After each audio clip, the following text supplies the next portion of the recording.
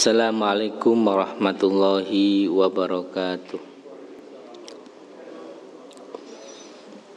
Alhamdulillah, nahmadu wa nasta'inuhu wa nastaghfiruh wa na'udzu bihi min syururi anfusina wa min sayyiati a'malina. May yahdihillahu fala mudhillalah wa may yudhlil fala hadiyalah.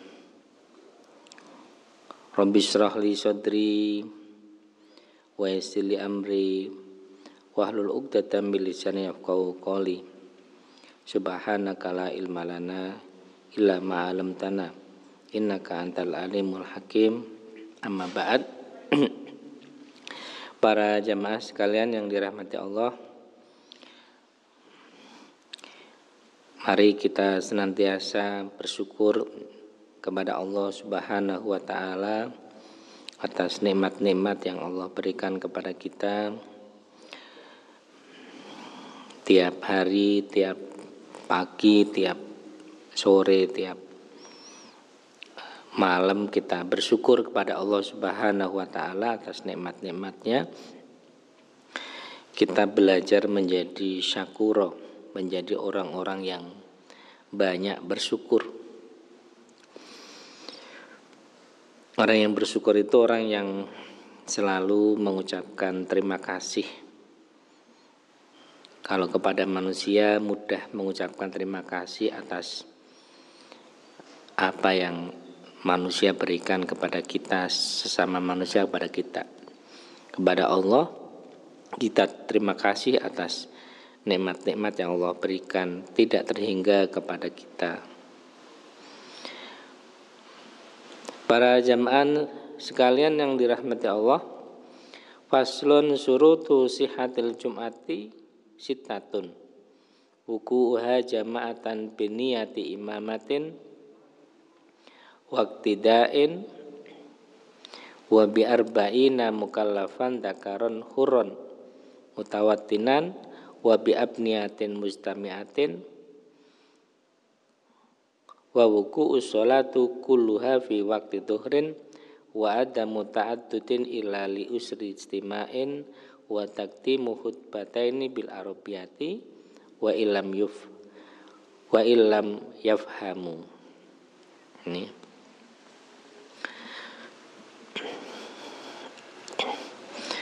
syarat-syarat sahnya sholat Jumat itu ada 6. Wuku'uha jama'atan, terjadinya sholat Jumat itu secara jamaah. Biniyati imamatin, dengan niatnya imam. Kemarin di bab sholat jamaah disampaikan bahwa kalau di dalam selain sholat Jumat, niat imam itu tidak wajib, tapi hanya sunnah. Yang niat imam harus, yang niat makmum harus, tapi niat sebagai imam tidak harus. Kalau kayak sini sholat subuh, misalnya imamnya enggak niat sebagai imam, tetap sah jamaahnya. Jangan ketemu orang di masjid Al-Baitul Amin, orangnya sholat 2 rakaat, kemudian orangnya enggak niat sebagai imam, dengan di belakangnya terus makmum kepada dia, sah sholat jamaahnya. Tapi tidak sah kalau dalam sholat Jumat. Kalau dalam sholat Jumat, imamnya harus niat sebagai imam. Kalau makmumnya jelas sudah. Ini imamnya harus niat sebagai imam, harus wajib. Kalau enggak sah sholat Jumatnya. Bedanya itu nggih. Diulang-ulang karena biar kita paham. Biniyati imamatin waqtidain, dengan niat imam dan makmum. Makmumnya niat makmum, imamnya niat imam.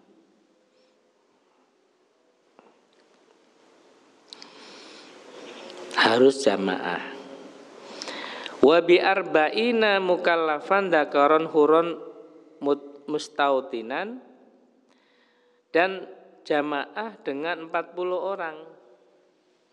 Hale mukallaf, laki-laki merdeka, orang pribumi, mustautin. Ini misalnya mustautin itu orang yang daerah Jember gini ya. Nah, mustautin itu namanya mustautin, bukan musafir. Ya, bukan orang yang mukim yang asli penduduk situ. Itu namanya mustautin. Kalau musafir itu lawannya mukim. Orang yang bepergian namanya musafir. Orang yang tidak bepergian, tinggal di sebuah tempat, itu namanya mukim. Meskipun seminggu, sebulan, itu namanya sudah mukim. Oke. Nah, 3 hari 3 malam di Surabaya sebagai musafir. Setelah itu 4 hari selanjutnya sudah sebagai mukim. Bisa difahami, itu mukim dengan mukim dengan musafir. Lah, mustautin itu tidak hanya sekedar mukim, dia mukim, pasti dia mukim, tinggal di situ. Satu, yang kedua dia penduduk pribumi situ. Kalau di sini ya orang-orang asli daerah pribumi Masjid Al-Baitul Amin, daerah sekitar sini, bukan orang di luar sini. Jadi selain 40 orang tadi itu minimal mukallaf, laki-laki, merdeka. Kalau merdeka sekarang ini sudah merdeka semua ini orang Indonesia ya. Merdeka. 17 Agustus merdeka, bukan merdeka itu. Merdeka maksudnya bukan budak, sudah tidak ada lagi perbudakan. Di abad ke-18 sudah tidak ada lagi namanya budak, enggak ada. Dulu pernah ada. 40. Jadi ngitungnya yang dihitung adalah 40-nya. Kalau ada 40 laki kemudian balik, bukan anak kecil enggak hitung, bukan perempuan. Terus mustautin, penduduk pribumi tadi itu 40-nya. Kalau ada itu sah menurut mazhab Syafi'i. Saya pernah cerita di luar negeri sulit, apalagi yang luar negerinya bukan mayoritas Muslim, sulit. Di Taiwan, di Taipei itu orang yang kerja. Ada seorang yang tanya kepada saya, gimana saya sholat Jumatnya? Sholat Jumatnya dia harus perjalanan 6 jam dari desa ke kota. Wong di desa itu nggak ada masjid, pastilah wong bukan negara Muslim.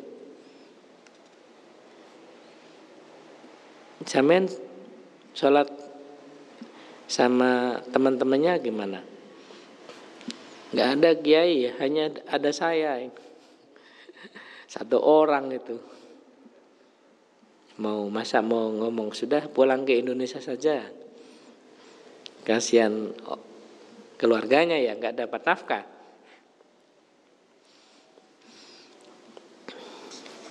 Ya kalau nggak bisa sholat Jumat, ya sholat duhur dalam keadaan darurat itu namanya. Sulit. Dia kerja di peternakan babi, jauh dari kota, dan masjid itu hanya ada di kota. Makanya baru kita bersyukur di Indonesia kalau sudah ketemu itu.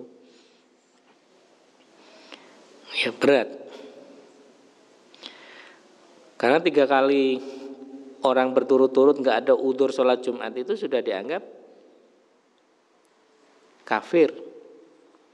Betapa pentingnya sholat Jumat. Tapi itu kalau nggak ada udzur, yang dia tidak dalam keadaan sakit, dia tidak dalam keadaan seperti orang Indonesia yang kerja di Taiwan ini. Saya pernah ketemu dengan teman dia dari Banyuwangi, dia orang Jakarta, rumahnya di Jakarta. Hari Jumat di bandara. Saya dari mana? Dari Banyuwangi. Kerja apa? Kerja di minyak atau pertambangan gitu. Kenapa kok sampean pulang hari ini? Saya mau ngejar sholat Jumat. Di mana? Di Jakarta. Subhanallah. Hebat sekali orang ini. Dia mau mengejar sholat Jumat di Jakarta. Dia belani naik pesawat Jumat pagi itu nanti sampai Jakarta jam berapa sampean? Kira-kira jam 9, jam 10 langsung ke masjid di Jakarta.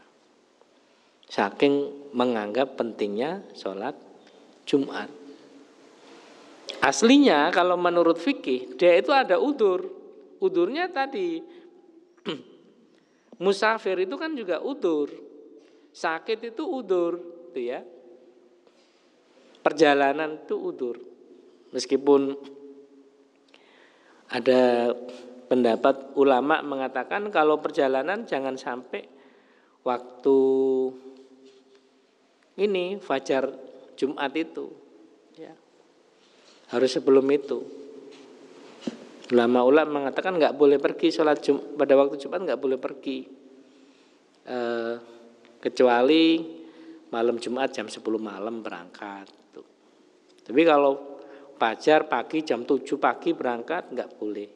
Nanti meninggalkan sholat Jumat. Nah ini tadi saya ceritakan bahwa ada orang yang belani mau sholat karena ya ini orang ini bagus. Orang Jakarta ini belani sholat Jumat, nyari itu di Jakarta dan dia pakai pesawat. Di 40 orang menurut mazhab Syafi'i. Menurut mazhab yang lain, misalnya menurut mazhab Hanafi, menurut mazhab Maliki, boleh 4 orang. Bisa 4 orang, 3 orang. Hanya kalau mazhab Maliki masih ketat, harus harus persyaratannya harus mukim harus. Tapi kalau mazhab yang Hanafi boleh, musafir pun 4 orang boleh, lebih longgar mazhab Hanafi. Nah, tetapi kalau kita kondisi normal seperti ini ya ini pakai mazhab Syafi'i ya, tidak perlu pindah ke mazhab yang lain. 40 sangat mudah. Wa bi abniyatin mustami'atin, dan dengan bangunan yang mengumpulkan jamaah. Ada bangunan seperti masjid. Meskipun boleh, pertanyaannya boleh enggak sholat Jumat tidak di dalam masjid? Di lapang, tanah lapang. Ada sebagian ulama yang membolehkan, tidak harus di bangunan ini. Tapi kalau menurut mazhab Syafi'i yang masyhur ya pakai ini, harus di bangunan yang mengumpulkan. Wa wuqu'us sholati kulliha fi waqti duhrin, dan jatuhnya sholat semuanya di waktu duhur. Tapi dibatasi, yang dihitung adalah 1 rakaat.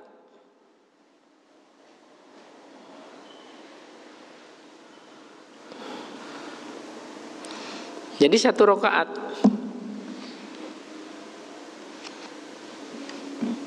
Makanya kalau seseorang itu mengikuti 1 rakaatnya imam terlambat ya, soal dosa itu soal lain. Dia kok terlambat sholat Jumat karena sibuk kerja, dosa dia.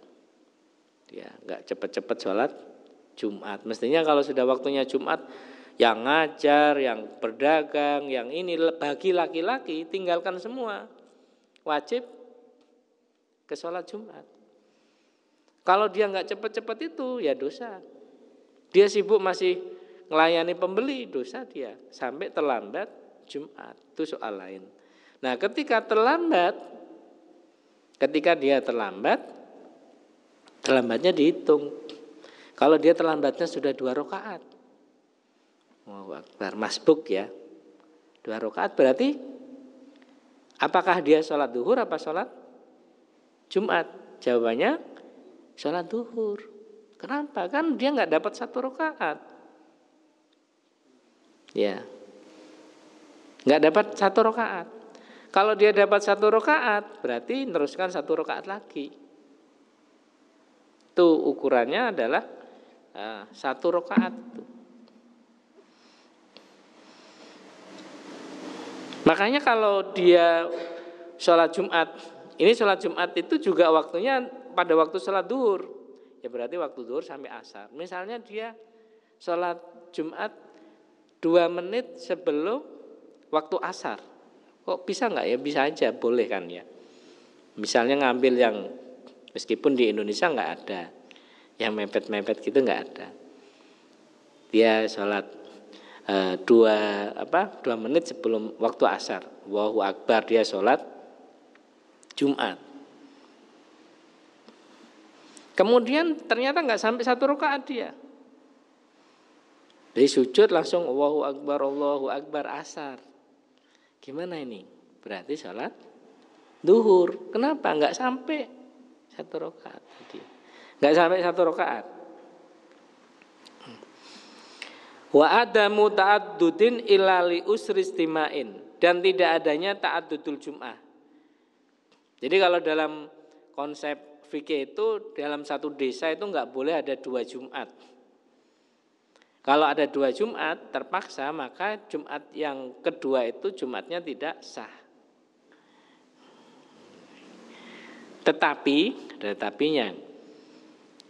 Itu konsep umumnya. Tetapi kalau ada kebutuhan, berarti masjid itu enggak boleh ada banyak. Makanya ada masjid-masjid yang dijadikan masjid saja, tidak diadakan sholat Jumat di situ.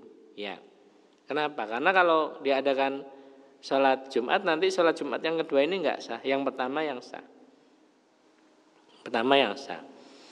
Tetapi Bapak Ibu sekalian, ada catatan illa li usri istimain, kecuali karena sulitnya mengumpulkan. Sulit mengumpulkan kenapa? Karena masjid ini sudah penuh. Ini ada Masjid Al-Huda, kemudian Masjid Al-Baitul Amin, kemudian Masjid Raudhatul Mulisin, kemudian Masjid UNED, ya, kemudian Masjid Al-Ikhlas Sumbersari, kemudian Masjid mana itu? Stasiun Darussalam gitu ya. Itu kan satu desa. Iya, tapi kan itu namanya illa li usri istimain. Itu namanya sulit mengumpulkan. Kenapa? Loh, kalau dikumpulkan di satu tempat, Masjid Al-Baitul Amin saja ini kan juga full, penuh. Ada lagi di desa-desa, mohon maaf, ada konflik antar pengurus masjid, ini juga sulit disatukan. Ini apalagi yang paling, mohon maaf, yang paling agak orang bertanya itu masjid di mana? Gebang ya. Masjid Baitur Roja satunya masjid apa itu? Masjid Arab itu. Jaraknya cuma berapa meter itu? Paling cuma 20 meter. 2 masjid. Ternyata lebih dulu berdirinya masjid yang Arab itu. Apa namanya? Al-Kaf ya. Ini nanti lain itu ya. Sama-sama ada Jumatnya. Ya, sama-sama ada Jumatnya. Jadi kalau ke sana pasti bertanya, kok bisa ya ada 2 masjid jaraknya sangat dekat sekali. Jadi tidak boleh ada 2 Jumat kecuali ada kesulitan untuk mengumpulkan jamaah tadi itu. Kesulitan karena alasannya macam-macam. Ada alasan sesak, ada alasan beda, itu ada. Ini diperbolehkan. Sama-sama sah. Maksudnya Masjid Baitul Amin sah, Masjid apa tadi Darussalam sah, Masjid Al-Huda sah gitu kan akhirnya. Masjid Raudhatul Mulisin sah, Masjid Al-Ikhlas sah, Masjid di UNED juga sah. Ini misalnya satu desa, tapi ini susah untuk dikumpulkan tadi itu. Ya. Wa taqdimu khutbataini bil arabiyati wa ilam yafhamu. Mendahulukan dua khutbah dengan bahasa Arab. Pakai bahasa Arab. Meskipun mereka itu tidak paham. Di bahasa Arab itu menurut sebagian ulama kalau dalam konteks Indonesia lafaz-lafaz Arabnya saja ada ittaqullah, alhamdulillah. Maksudnya tidak harus semuanya pakai bahasa Arab. Dulu di masa Belanda pakai bahasa Arab itu menjadi sangat penting karena orang Belanda nggak paham. Sambil diucapkan jihad, kata-kata yang membuat orang tambah semangat untuk berjuang melawan Belanda pada waktu itu. Kalau sekarang sudah tidak ada kebutuhan itu lagi. Ada kecenderungan yang khutbahnya pakai bahasa Arab malah 5 menit selesai. Oh enak di sana pakai salat Jumat, khutbahnya pakai bahasa Arab, langsung cepat. Paling 3 menit selesai ya. Rame sekali. Ya pilihan orang. Kalau ditanya sah tidaknya, pokoknya memenuhi syarat rukun sudah sah. Tapi kan ada kesempatan untuk ngomong ya di depan banyak orang. Jumat adalah tempat yang istimewa. Umat Islam itu siap mendengarkan nasihat dari para khotib. Mereka akan kondisinya tenang, gak geridu, siap, ya, kondisinya khusyuk. Ini kesempatan yang tepat. Kalau hanya 5 menit, 3 menit kan eman-eman. Apa yang ingin disampaikan kepada umat itu bisa digerakkan lewat Jumat. Memotivasi umat Islam itu Jumat itu. Meneman kalau tidak menggunakan itu.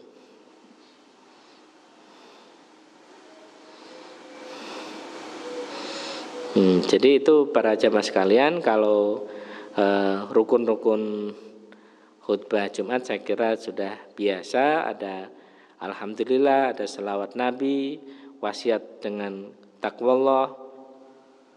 Kemudian membaca ayat yang memahamkan, doa kepada orang-orang mukmin dengan ukhrawi dalam khutbah yang kedua. Terus kemudian disyaratkan duduk di antara dua khutbah dan dilakukan dalam keadaan suci. Ada wajib berdiri bagi orang yang mampu dan seterusnya. Ini saya kira sudah kita biasa lakukan, tetapi ini yang tadi yang syarat-syarat sahnya sholat Jumat yang 6 ini sangat penting untuk kita ingatkan kembali. Insya Allah semuanya sudah berjalan sesuai dengan ketentuan. Hanya mungkin yang belum adalah penyempurnaan pada masjid-masjid kita. Demikian, moga-moga bermanfaat kepada kita. Kita tutup dengan bacaan suratul Asri. Bismillahirrahmanirrahim. Kurang lebihnya mohon maaf. Wallahul muwaffiq ila aqwamit thoriq. Wassalamualaikum warahmatullahi wabarakatuh.